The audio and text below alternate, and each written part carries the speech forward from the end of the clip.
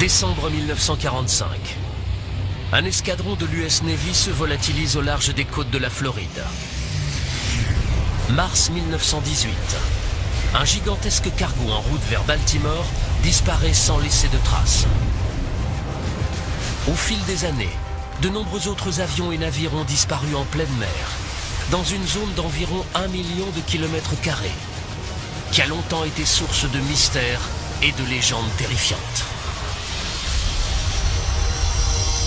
Le triangle des Bermudes. Aujourd'hui, grâce aux nouvelles technologies, il est possible de retirer l'eau de cette zone couche par couche et ainsi de révéler un paysage jusqu'alors caché. Nous allons vider le triangle des Bermudes. En nous enfonçant dans ses profondeurs, nous explorerons ses recoins les plus sombres et tenterons de résoudre quelques-uns de ses plus grands mystères. Que trouverons-nous au fond du triangle des Bermudes une fois qu'il sera complètement vidé de ses eaux?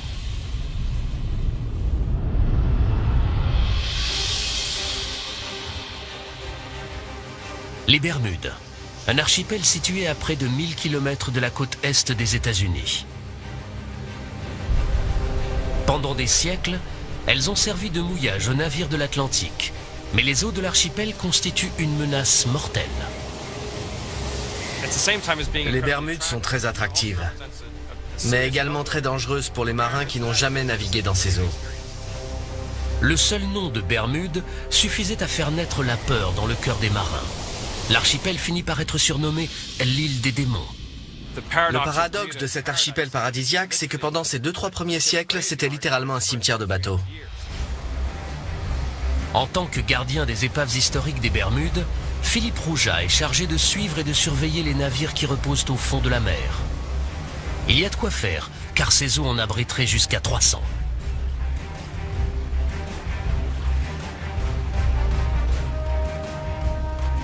Comment tant de navires ont-ils pu avoir un accident dans ces eaux cristallines si près des côtes?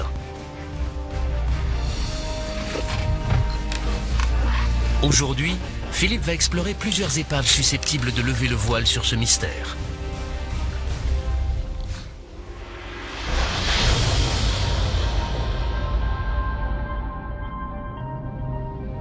Tout d'abord, la Marie Céleste, un bateau à vapeur à coque en fer qui transportait des vivres et des munitions pendant la guerre de sécession.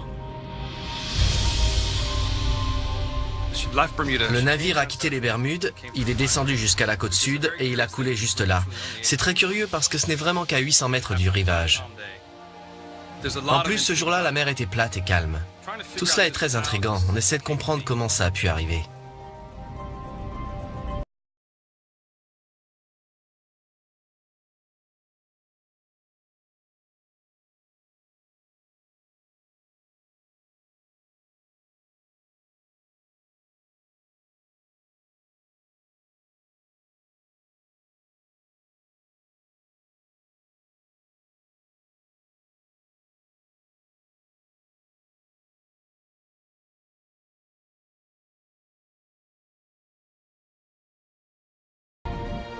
En fait, d'après les registres de Philippe, les Bermudes sont complètement encerclées par les épaves.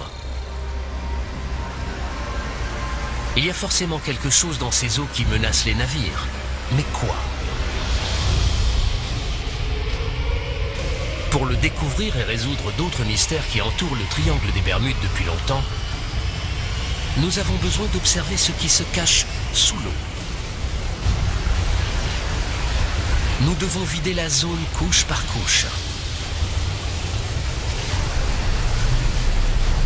jusqu'à révéler un paysage extraordinaire, encore jamais vu.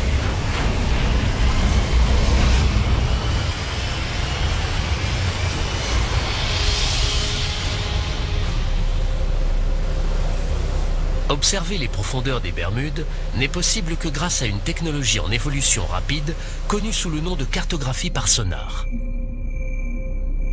Le sonar envoie des ondes sonores en direction du plancher océanique. Le signal retour donne la forme et la profondeur du terrain situé en dessous. Et c'est cette technologie qui va peut-être nous permettre de comprendre pourquoi des centaines de navires ont coulé tout autour de l'île. Bonjour Nick, ça va? Très bien, et toi? Le géologue Nick Hutchings est un chercheur d'or des temps modernes. Aujourd'hui, il se sert de la cartographie par sonar pour tenter de repérer des formations sous-marines spécifiques à proximité de certaines des épaves des Bermudes. Je recherche des dépôts minéraux qui peuvent prendre la forme de cheminées hydrothermales, également appelées fumeurs noirs.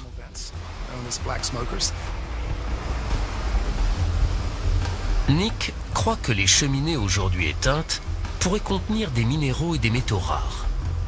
Je m'attends à y trouver de l'or et du cuivre. Et dans les croûtes, du platine, du cobalt, du nickel et surtout des terres rares, qui sont des métaux très importants car indispensables à la technologie moderne. Pour trouver les précieux métaux, Nick se sert d'un sondeur multifaisceau. Les données révèlent un extraordinaire paysage sous-marin autour des Bermudes, notamment ce qui semble être la crête d'une montagne. On a une sorte de grand plateau, surplombé par ce qu'on appelle la crête. Elle forme une pente d'environ 60 degrés et descend jusqu'à 640 mètres de profondeur. C'est un aperçu fascinant du plancher océanique.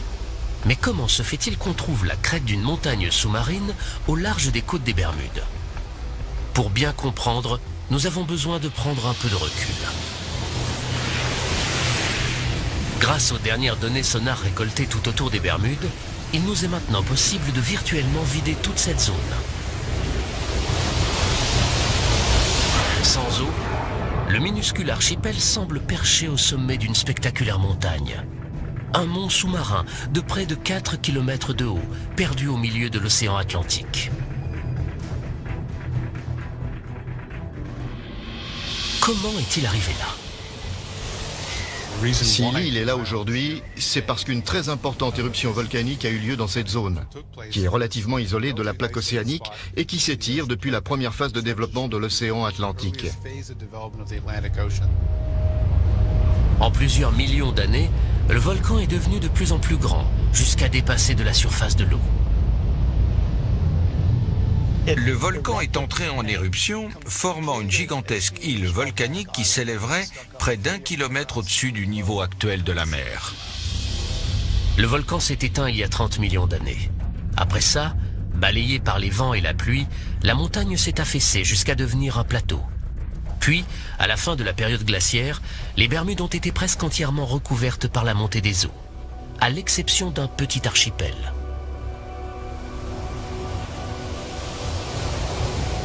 Depuis, des récifs se sont formés sur les pentes de cet ancien volcan et ceinturent aujourd'hui une grande partie des Bermudes.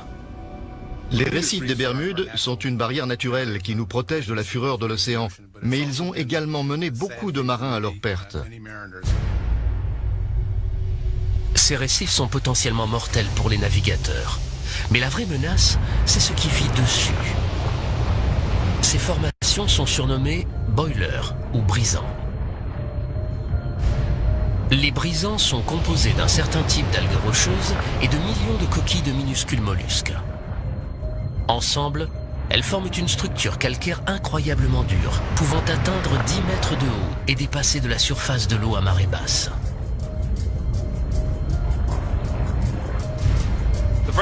Les brisants sont plus durs que les récifs qui les entourent. C'est pour ça qu'ils ont survécu et que leur processus de formation a perduré. En cas d'impact, ils risquent de sérieusement endommager la coque d'un bateau, qu'elle soit en bois ou en métal. Les brisants ont parfois des pointes acérées capables de déchirer la coque d'un bateau comme un ouvre-boîte et de le faire couler en quelques minutes.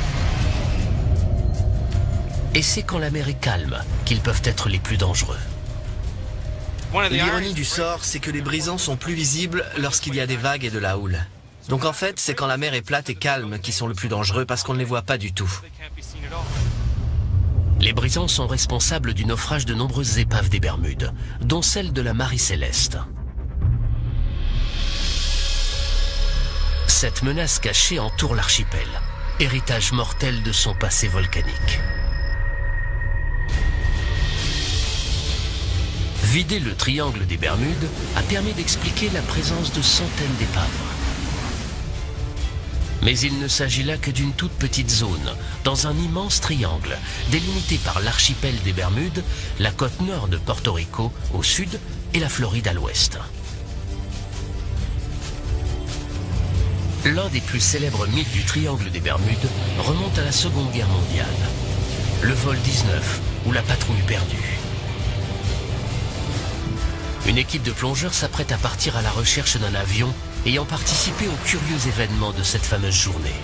En vidant encore un peu plus le triangle des Bermudes, trouverons-nous des indices permettant d'élucider cette énigme? Le 5 décembre 1945, 5 torpilleurs TBF Avenger de l'US Navy quittent la base aéronavale de Fort Lauderdale en Floride. Cette opération a pour nom de code Vol 19. C'est un vol d'entraînement de routine le long de la côte atlantique. Aux commandes, le lieutenant Charles Taylor, pilote chevronné. Il a dirigé des dizaines de missions d'entraînement, mais ne connaît pas cette partie de la côte.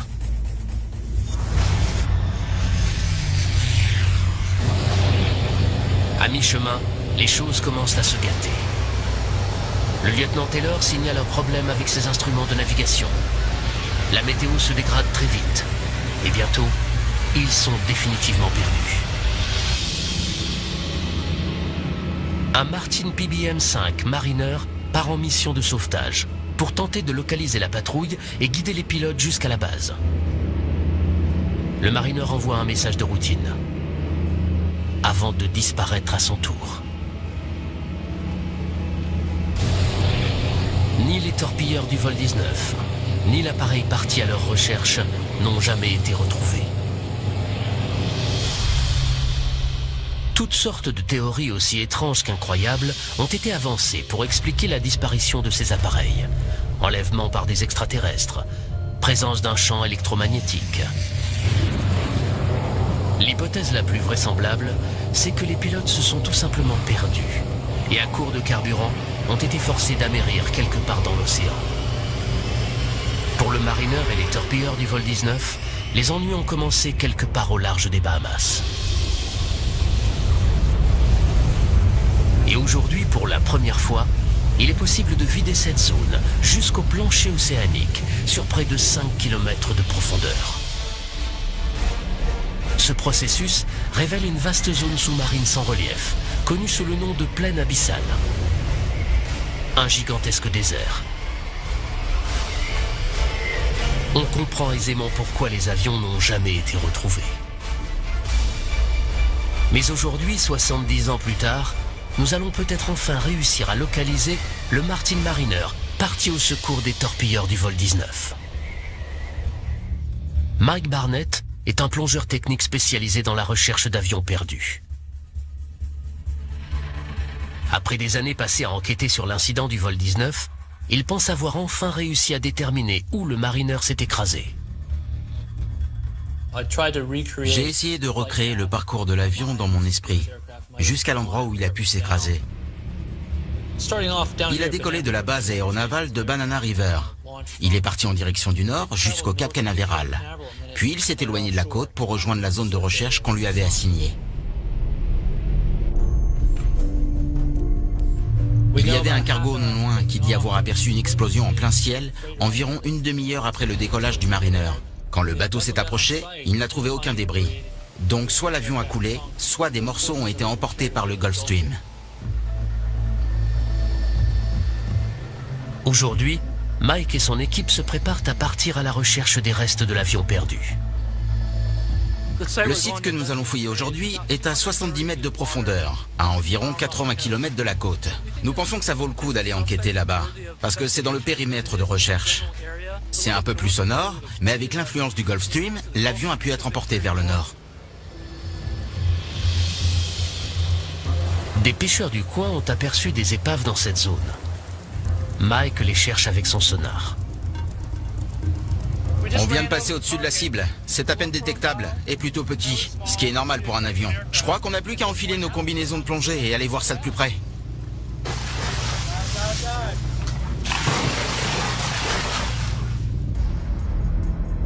La cible est à plus de 65 mètres de profondeur. Mike pense que c'est peut-être un avion, mais il ne peut pas encore dire s'il s'agit ou non du Mariner. À cette profondeur, la visibilité est très limitée et un fort courant rend les recherches très difficiles.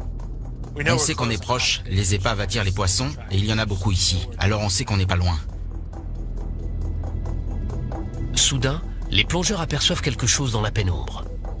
C'est le train avant de l'appareil. Et juste à 2 pas, ils découvrent le fuselage rouillé d'un gros avion. Ce site est très intéressant, car il contient beaucoup de structures intactes. Avec le temps, il ne reste des avions que des morceaux éparpillés sur les fonds marins. Alors c'est assez spectaculaire. Pourrait-il s'agir de l'épave du Mariner?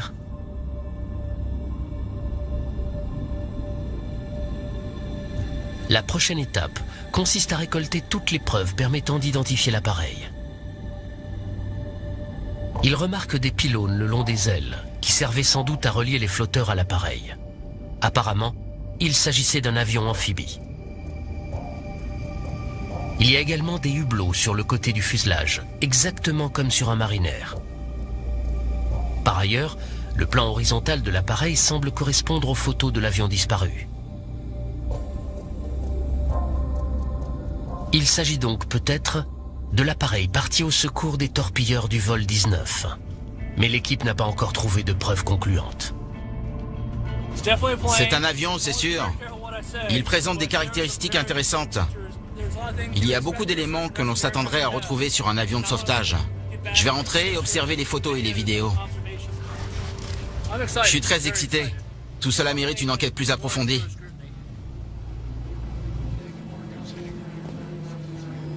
Mike a besoin de l'avis d'un expert pour identifier l'avion. Il a donc décidé de montrer les images de la plongée à un historien de l'aviation, Roy Stafford. En tant qu'ancien pilote de l'US Navy, Roy est un spécialiste des avions militaires américains. C'est le tout début de la plongée. On s'est dirigé vers le fond en nageant à contre-courant pour trouver l'épave. Regardez, on commence à apercevoir des débris. À la base, on espérait tomber sur le PBM-5 Mariner, mais en fouillant la zone, on a trouvé des éléments qui ne correspondent pas vraiment. Alors la question c'est, de quel genre d'avion s'agit-il? Je peux tout de suite vous dire qu'à en juger par le système de freinage et par le pneu qu'on voit ici, cet appareil date d'après la Seconde Guerre mondiale. Ça, on dirait bien que c'est un morceau du cockpit, le haut des vitres. Roy est absolument certain que l'épave n'est pas celle du Mariner qu'il recherche. Mais si ce n'est pas l'avion de sauvetage disparu, alors qu'est-ce que c'est? La réponse à cette question pourrait peut-être permettre d'élucider un autre mystère du triangle des Bermudes. Regardez, c'est intéressant. Ce hublot est sans doute destiné à accueillir un appareil photo. Exactement. Et il y en a plusieurs à l'intérieur. Ils sont très remarquables et ont tout de suite attiré notre attention. On voit qu'il s'agit d'un bimoteur. Pour moi, c'est clair, il n'y a que 2 possibilités. Avec ces 2 pylônes de chaque côté, il s'agit soit d'un RB-66, soit d'un A3 de la Navy. Roy ne met pas longtemps à identifier formellement l'avion. C'est forcément un A3 Skywarrior. Quand on regarde tous les indices, le fuselage, les pylônes sous les ailes, l'angle de flèche sur le plan horizontal, le fait que le train d'atterrissage soit rentré dans le fuselage, ça ne fait aucun doute. Il s'agit d'un A3 Skywarrior. À l'époque, le A3 Skywarrior était le plus gros avion embarqué de la marine de guerre américaine. Et des dossiers de la Navy indiquent qu'en 1960, l'un d'entre eux s'est écrasé en essayant d'atterrir sur un porte-avions situé dans cette zone. Il est fort probable qu'il s'agisse de celui que Mike et son équipe ont découvert. Mais le Mariner parti à la recherche des torpilleurs du vol 19 est toujours introuvable. On va poursuivre les recherches. Cet avion est forcément quelque part. Reste juste à trouver où. Si nous vidions l'immense plaine abyssale qui entoure les Bahamas, nous réussirions certainement à localiser la patrouille perdue.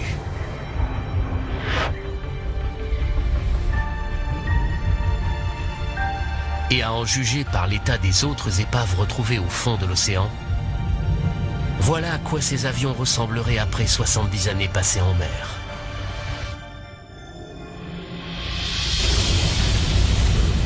En vidant encore davantage le triangle des Bermudes et en nous enfonçant dans ses profondeurs, nous rencontrons un autre phénomène étrange. Dans les Bahamas, il existe de vieilles légendes à propos de monstres marins qui vivaient cachés dans de profondes grottes sous-marines. Des bêtes qui dévoreraient les hommes et les navires. Mais aujourd'hui, la science nous permet de découvrir l'incroyable vérité qui se cache derrière ces mythes.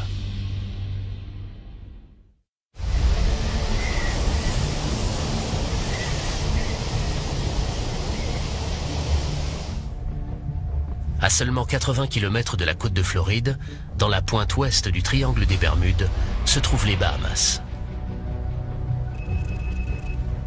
Un archipel composé de plus de 700 îles. C'est ici que l'on trouve l'une des forces naturelles les plus mystérieuses du triangle des Bermudes. Des tourbillons qui, selon les légendes locales, sont capables d'aspirer hommes et navires. En vidant le triangle des Bermudes sur près de 5 km, nous découvrons un paysage à couper le souffle. Les Bahamas reposent sur un immense plateau calcaire qui s'élève depuis le plancher océanique. C'est le grand banc des Bahamas. Ces falaises, plus hautes que toutes celles que l'on trouve au-dessus du niveau de la mer, culminent à près de 4500 mètres, soit presque 3 fois la profondeur du Grand Canyon. En se rapprochant de la côte, on retrouve un autre phénomène, l'une des formations rocheuses les plus étranges de la planète, les trous bleus. De gigantesques cavités sous-marines qui s'enfoncent des centaines de mètres en dessous du niveau de la mer. Le trou bleu de Dean est le plus grand et le plus profond d'entre eux. Tom Iliffe est l'un des plus grands experts en trous bleus de la planète et il est bien conscient des dangers qu'ils représentent. Les trous bleus ont des pentes sableuses très raides. Il est déjà arrivé que des gens un peu imprudents s'approchent trop près du bord et tombent à l'intérieur. Au fil des années, plusieurs personnes ont trouvé la mort dans le trou bleu de Dean. En général, les locaux préfèrent rester à distance, car d'effrayantes légendes surnaturelles entourent ces lieux. Dans les Bahamas, les trous bleus font l'objet de beaucoup d'histoires et de légendes populaires. L'une d'entre elles raconte qu'un monstre du nom de Lusca vivrait au fond du trou bleu et que c'est lui qui, en respirant, ferait entrer et sortir l'eau de la cavité. On raconte aussi qu'en inspirant, Lusca aurait aspiré des navires qui se seraient trop approchés de la cavité.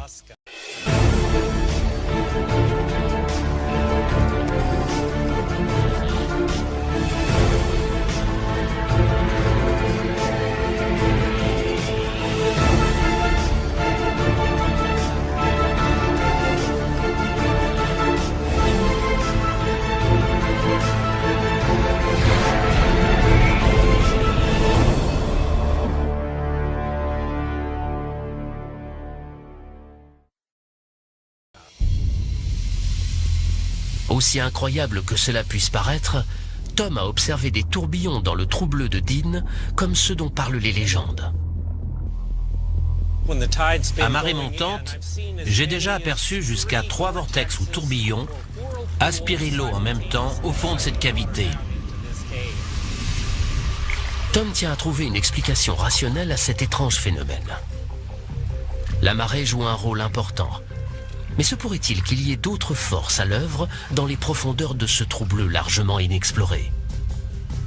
Pour le savoir, un seul moyen, plonger.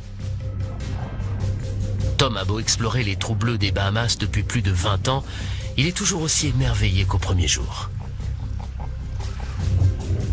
Ce sont des portails vers un autre monde.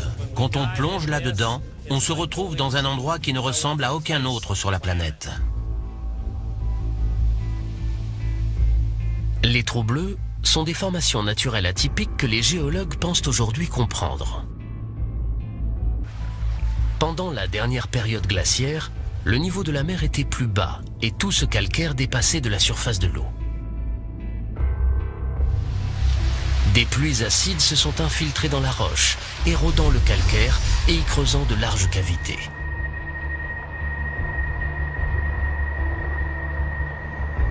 Le plafond de ces cavités a fini par s'effondrer, créant ces fameux trous bleus en forme de bouteille. À la fin de la période glaciaire, ces gouffres ont été entièrement submergés par la montée des eaux. Tom s'enfonce dans les profondeurs du trou bleu de Dean, quand soudain, le passage s'élargit. À environ 20 mètres de profondeur, la chambre fait une cinquantaine de mètres de diamètre. Quand on descend 10 mètres plus bas, la cavité s'ouvre à nouveau et double de taille. De 50 mètres, on passe à une centaine de mètres de diamètre.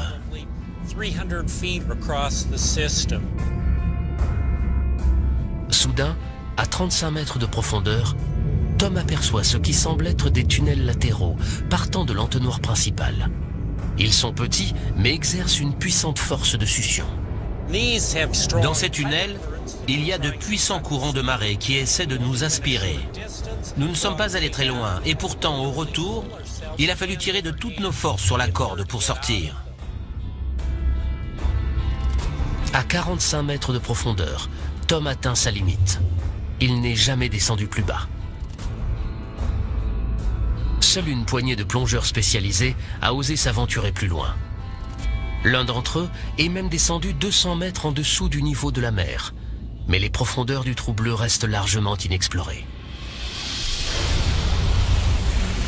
Nous savons qu'en vidant le trou bleu de Dean, nous révélerions non seulement la cavité en forme de bouteille, mais également un réseau de tunnels et de fissures qui s'enfoncent dans les profondeurs. Ce sont les flux d'eau qui entrent et sortent de ces tunnels qui génèrent les tourbillons, et non pas un monstre marin mythique. Sans eau, le trou bleu de Dean est une structure géologique certes terrifiante, mais entièrement naturelle.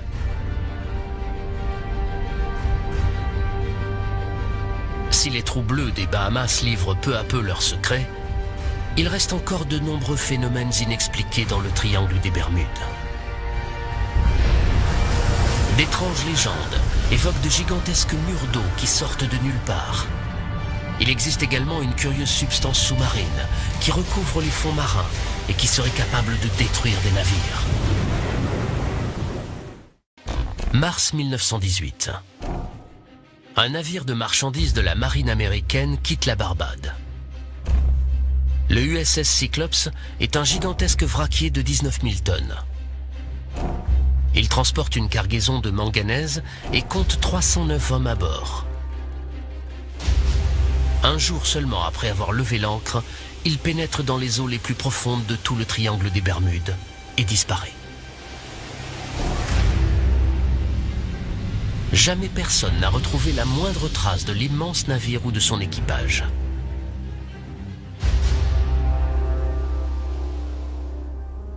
Pour Marvin Barash, cette histoire est une tragédie personnelle. Mon grand-oncle, Lawrence Merkel, était pompier à bord du navire. Il avait tout juste 20 ans et faisait partie des 309 membres d'équipage.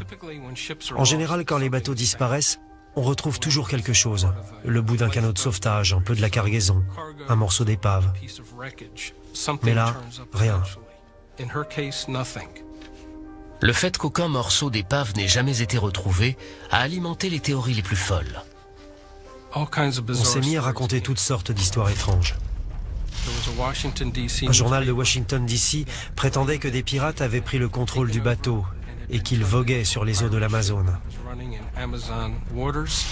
D'autres disaient qu'il était tombé aux mains d'un sous-marin allemand. On a également parlé de monstres marins, de pieuvres géantes. Il y avait même des images dans plusieurs journaux du pays. Marvin a passé toute sa vie à tenter de découvrir ce qui était réellement arrivé au Cyclops. Il a passé au peigne fin tous les documents et toutes les archives liées au navire. Après des décennies de recherches minutieuses, il pense enfin avoir réussi à identifier un défaut de conception fatale. C'était à l'époque le plus grand et le plus rapide de tous les navires en circulation de la marine américaine. C'était un bateau à fond plat, sujet à un roulis important. Un jour, il s'est mis à tanguer d'une 50aine de degrés d'un côté, puis d'une 50aine de degrés de l'autre. Après ça, beaucoup de navires auraient eu du mal à retrouver l'équilibre, ce qui les aurait menés droit à la catastrophe.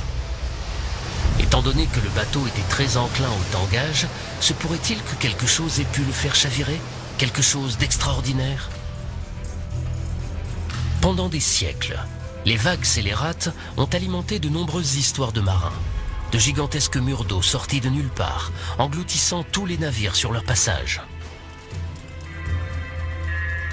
Pendant plusieurs centaines d'années, nombreux sont ceux qui considéraient les vagues scélérates comme des légendes. Des marins revenaient au port en disant qu'ils avaient vu ces fameuses vagues et qu'ils y avaient survécu.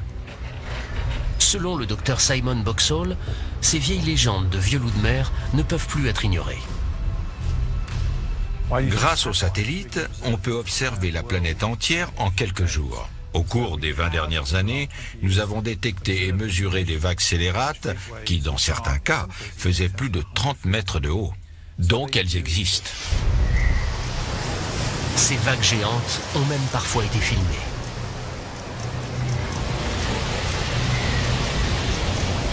En hiver 2012, celle-ci s'est abattue sur un bateau de sauvetage en mer du Nord.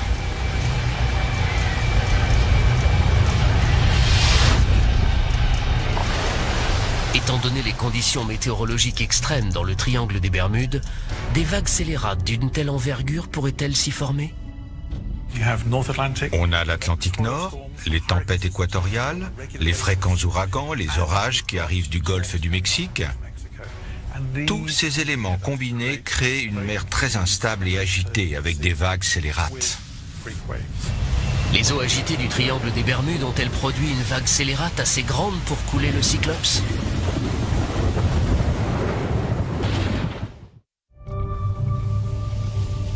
Le triangle des Bermudes a longtemps été considéré comme un endroit mystérieux. Mais aujourd'hui, grâce aux dernières technologies, nous pouvons le vider couche par couche, afin de détruire les mythes et de comprendre ce qui s'y passe réellement. Mais parfois, seule la méthode expérimentale permet de résoudre une vieille énigme. L'université de Plymouth, au sud de l'Angleterre, est le bassin à houle du laboratoire Coast, le plus avancé de tout le Royaume-Uni. Il peut reproduire une grande variété de conditions océaniques que l'on trouve dans le triangle des Bermudes. Ici, les scientifiques prennent la notion de vague scélérate très au sérieux. Essayons de reproduire une vague de 16 mètres. Aujourd'hui, les océanographes font une expérience pour déterminer si une vague scélérate aurait pu couler un bateau aussi grand que le Cyclops disparu. L'équipe se sert d'un modèle réduit comparable en taille au Cyclops. Ils vont le placer dans la trajectoire directe d'une vague scélérate. Pour commencer, ils génèrent une série de vagues normales, avec des ondulations équivalentes à des vagues de 8 mètres de haut. Le navire reste stable. Mais lorsqu'ils simulent la rencontre de deux fronts orageux, des interférences se créent à la surface de l'eau. Et soudain, comme sortie de nulle part, une vague scélérate. C'est l'équivalent d'une vague de plus de 15 mètres de haut, et son impact sur le modèle réduit est plus que parlant.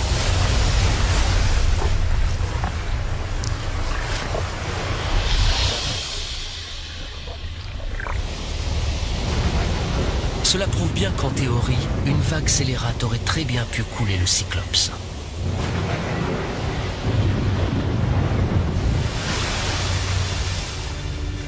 Mais un autre phénomène étrange pourrait être tenu responsable de la disparition du bateau. Pour l'observer, nous devons vider encore un peu plus le triangle des Bermudes. Sur le plancher océanique, à plus de 330 mètres de profondeur, on trouve un étrange dépôt blanchâtre et cireux. Une seule parcelle pourrait recouvrir une surface plus grande que Manhattan. Cette substance s'appelle hydrate de méthane. Ces hydrates de méthane sont issus de la décomposition bactérienne et microbienne de matières organiques, végétaux, poissons morts, plancton, qui se sont déposés sur les fonds marins. Sur ces images, on peut voir des amas d'hydrate de méthane sur le fond marin.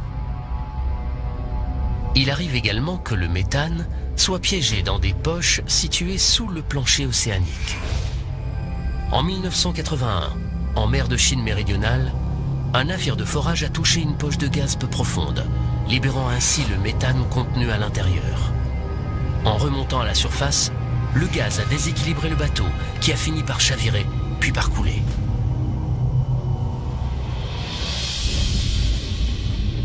N'importe quelle perturbation importante du plancher océanique, comme un séisme ou un glissement de terrain, risque de déloger un gros bloc d'hydrate de méthane, qui en remontant vers la surface, se transforme en gaz. Une éruption d'hydrate de méthane aurait donc très bien pu faire chavirer l'USS Cyclops, surtout quand on sait qu'il était enclin au roulis. Mais le seul moyen de déterminer ce qui est vraiment arrivé au bateau, c'est de trouver son épave. J'ai étudié le sujet en long en large, et je pense savoir approximativement jusqu'où le navire est allé après avoir levé l'ancre. Je crois qu'il a navigué pendant environ une journée et qu'il a coulé au nord-ouest de Porto Rico.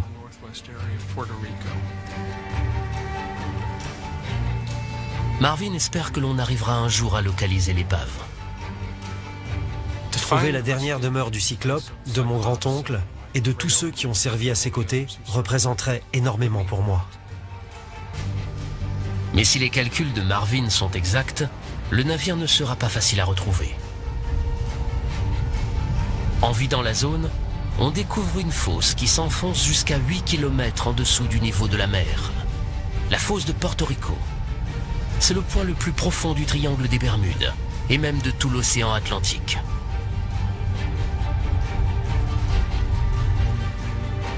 En explorant cette gigantesque dépression sous-marine, des scientifiques se sont rendus compte qu'elle recelait peut-être le plus mortel de tous les secrets du triangle des Bermudes. La source d'un tsunami potentiellement dévastateur. Le plus terrible secret du triangle des Bermudes réside peut-être dans sa partie la plus profonde, la fosse de Porto Rico. Aussi, les scientifiques se pressent pour explorer ces régions sous-marines pratiquement inaccessibles. Ici, dans les laboratoires de la télédétection de la National Geographic Society, on a mis au point une toute nouvelle technologie pour filmer le fond de l'océan. Son nom, la Dropcam. Parfait, on peut y aller. Après des années de développement, l'ingénieur en chef Eric Berkenpass a enfin décidé de tester sa caméra dans l'océan, au large du Chili. L'appareil est non motorisé. C'est un poids qu'il entraîne au fond de l'eau. On était très anxieux quand on a jeté la Dropcam dans l'océan. Quand l'équipe a lâché la caméra au-dessus de la fosse de Porto Rico, il a fallu 1h30 à l'appareil pour parcourir les 8 km qui le séparaient du fond. Il est programmé pour passer quelques heures sur le plancher océanique, refaire surface et transmettre sa position. Quand on a enfin entendu les signaux haute fréquence sur l'émetteur radio et qu'on a vu la position satellite, on a été incroyablement soulagés. Voici les premières images du fond de la fosse de Porto Rico, à 8 km de profondeur.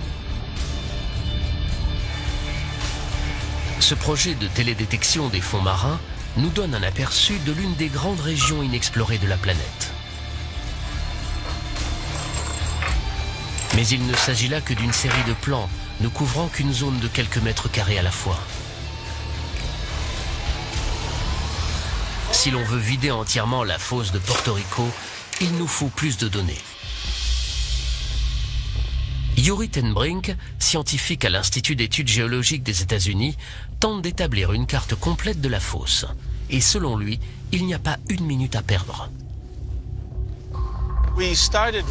On a commencé à faire des recherches dans cette fosse parce que géographiquement, elle ressemble beaucoup à celle de Java. où a eu lieu le séisme qui a provoqué le tsunami géant de 2004. Et c'est très inquiétant parce que si un tremblement de terre de magnitude 9 se produisait dans la fosse de Porto Rico, ça risquerait de déclencher un tsunami qui pourrait atteindre la côte est des États-Unis, voire peut-être même l'Europe. L'équipe de Yuri se sert de véhicules sous-marins téléguidés pour examiner la fosse et déterminer le niveau d'alerte.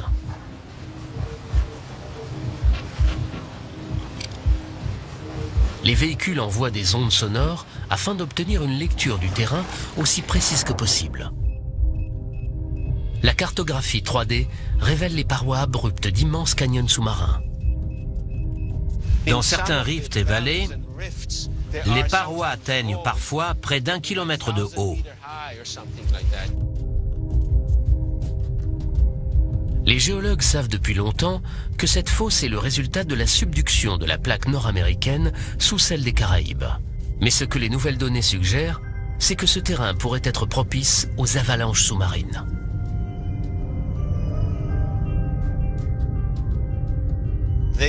Ces glissements de terrain peuvent déplacer des rochers dans des zones de plusieurs centaines de kilomètres carrés, qui ont la taille de grandes villes.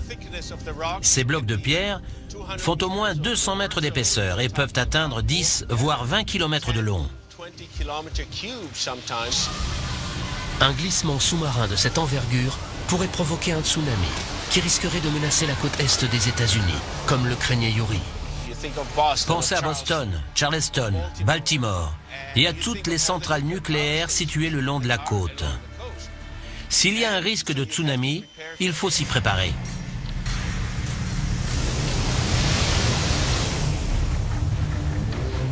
Depuis le désastre de Fukushima en 2011, on connaît les terribles conséquences d'une centrale nucléaire mal protégée.